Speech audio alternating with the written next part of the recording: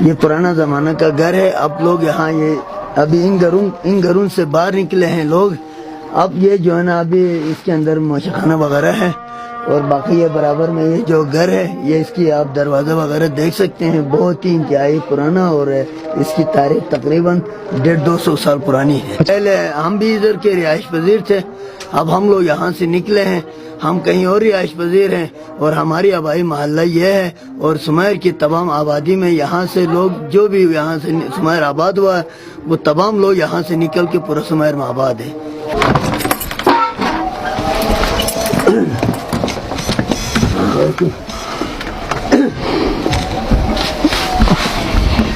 یہ عبداللہ شاہ ماموں کا گھر ہے.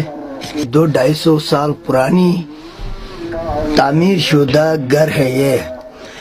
اس گھر میں آپ دیکھ سکتے ہیں کچھ چیزیں پرانی ہیں, کچھ چیزیں جدید وقت کی چیزیں. آپ کو ادھر میں دیکھتا ہوں اس کے اندر کیا ہے.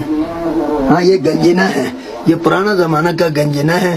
اور گنجینہ ایک سٹور کے طور پہ جو بھی ان کی ضرورت کے سامان ہوتے تھے وہ اس گنجینہ کے اندر سنبھالتے تھے. اچھا یہ چھت پرانا ہو گیا ہے, اب اوپر سے مٹی گرنے لگا ہے تو پھر اس کو سنبھالنے کے لیے نیچے سے کسی چیز کو چپکا کے اس مٹی کو گرنے سے بچانے کے لیے اس چیز کو چپکایا گیا ہے. اور یہ پرانا گھر ہے اور یہ جگہ یہاں بستر ڈالا جاتا ہے. اور پھر یہاں ہی مطلب گھر میں اس زمانے میں ساس ہوتے تھے. اب جناب علی مطلب جو ہے یہ کلچر کے طور پہ گھر میں کچن کے طور پہ کھا پی کے پھر سونے کے لیے کہیں اور جاتے ہیں. اور یہ تقریباً 200-250 سال پرانی گھر ہے. اس کو ہماری زبان میں سرنگ کہتے ہیں. السلام علیکم. خیریت ٹھیک ٹھاک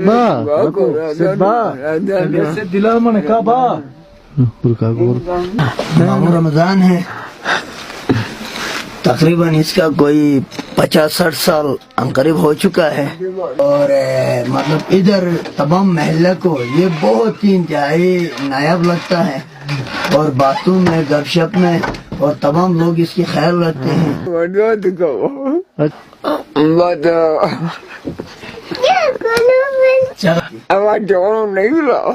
یہ 200-250 سال پرانا گھر ہے.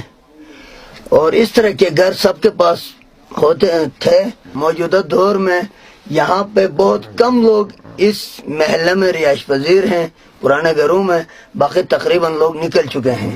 اور اس گھر کی کچھ نشانیاں یہ ہیں, یہ جو میں ہاتھ لگا کر یہ چھوٹی سے دروازے پہ آپ کی نشاندہی کے لیے, اس کو ہماری بروشش کی زبان میں گنجینہ کہا جاتا ہے. اور اس گنجینہ کے اندر جو بھی ان کی ضروریات کے سامان, جیسا بھی کوئی سٹور کے ہیں, سٹور یعنی اس زمانہ کا یہ سٹور ہے, یہاں سارا چیزیں سنبھال کے رکھتے تھے. یہ کچن ہے, ٹھیک سامنے ابھی سلنڈر پڑا ہوا, یہ چولہا ہے, یہ برتن وغیرہ ہے. اور یہ جناب یہ مطلب کچن کے طور پہ استعمال ہو رہا. اس زمانہ میں یہاں پر لکڑ رکھا جاتا تھا, لکڑی. اور یہ میرے پیچھے اس کو ہماری زبان میں مکھٹی کہا جاتا ہے. کھانا مانا پکانے کے بعد روٹی تیار کر کے پھر اس مکھٹی کے اندر رکھتے تھے, ٹھیک ہے. اور پھر ادھر سے نماز شماز وغیرہ جو وہ پڑھ کے پھر یہاں سے وہ روٹی نکال کے پھر دسترخوان پہ رکھ کے پھر بسم اللہ کے نام سے جو ہے اس کا کھانے کا آغاز ہوتا تھا. اور یہ اس زمانے میں شی کہتے تھے اور لوہا کا ایک بنا ہوا چیز ہوتا تھا.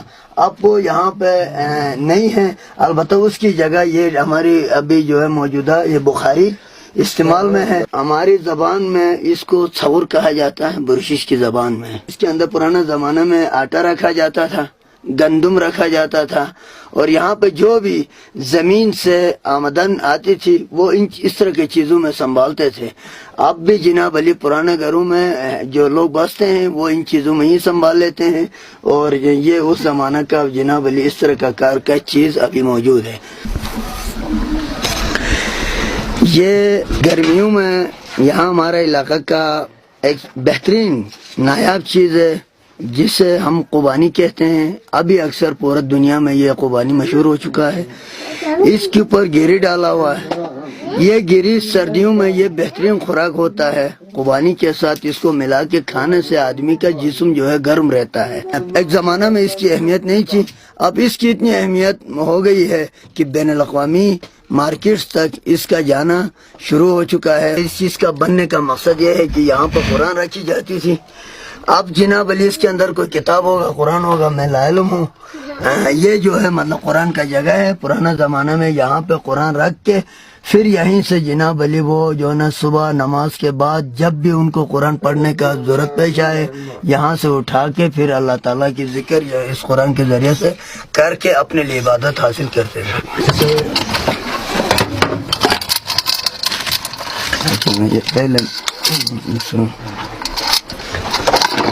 یہ پرانا زمانے کے ترازو ہیں۔ اس زمانے میں جو بھی کسی کو کوئی خریدار کوئی چیز خریدنے چاہے زمیندار سے، گھی ہو، اخروٹ ہو، قبانی ہو، چاہے کوئی بھی جو بھی اس ترازو کے ذریعے سے جناب علی کسی کی خریداری خواہش ہو، اور لینے والا اور دینے والے کے لیے حساب کتاب کے لیے یہ ترازو اس زمانہ کا نایاب چیز ہے۔ اور ابھی کے ترازو اور اس زمانہ کے ترازو میں بہت فرق ہے۔ ایک زمانہ ایسے بھی تھا، اس وقت لکڑی کا ترازو ہوا کرتا تھا، وہ لکڑی کا ترازو تبدیل ہو کے اس ترازو کی زندگی تک یہ ترازو رہا۔ اب اس کے آگے مختلف ترازو ہیں، اور یہ جناب علی اس وقت کا جناب علی کسی کو چیز لینے میں اور دینے میں اہم حساب کتاب کا بہترین ایک ذریعہ تھا۔